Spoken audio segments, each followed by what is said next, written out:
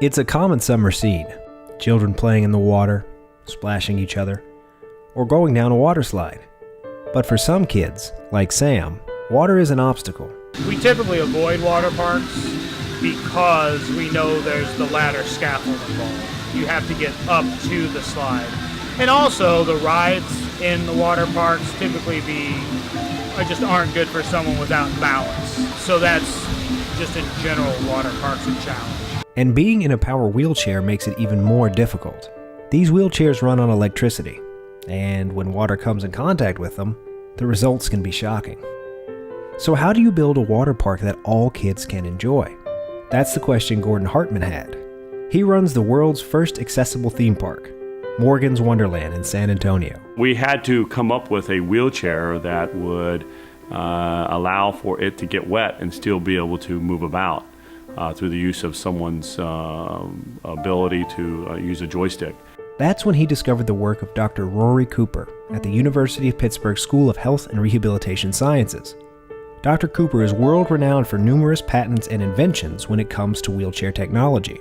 He's dedicated his life to improving assistive devices for people with disabilities.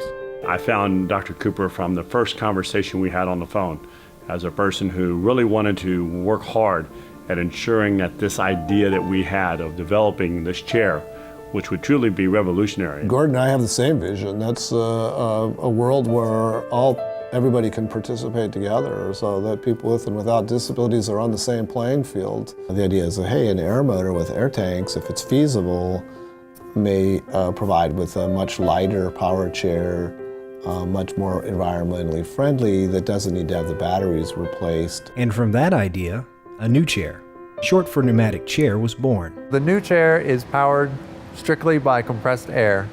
There's no batteries, so that makes it waterproof.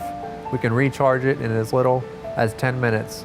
Unlike current battery wheelchairs that could take up to 8 hours, it could revolutionize the wheelchair industry. Brandon Davler, a current graduate student at Pitt School of Health and Rehabilitation Sciences, is a researcher studying under Rory Cooper. Their team works out of the Human Engineering Research Laboratories, where they modeled and built the new chair. The chair that makes a challenging trip to the water park, well, fun.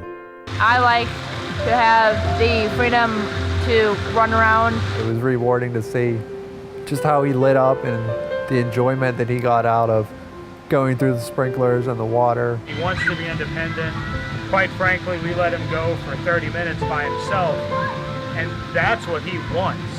And Rory thinks children without disabilities who witness this independence will be influenced too. That's the kind of experiences you want kids to have so that when they grow up, they don't have those biases and they can say, hey, I've seen people with disabilities do it just like I have. The positive influence of the new chair doesn't stop there.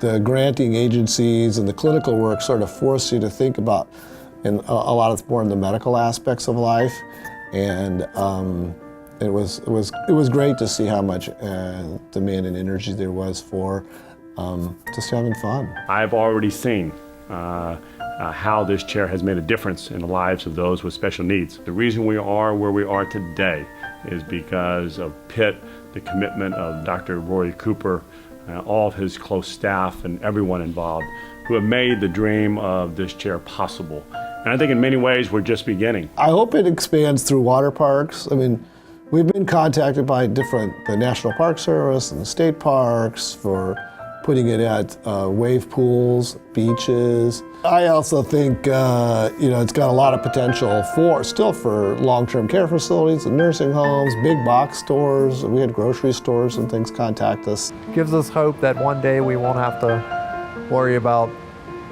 any type of barriers in our world.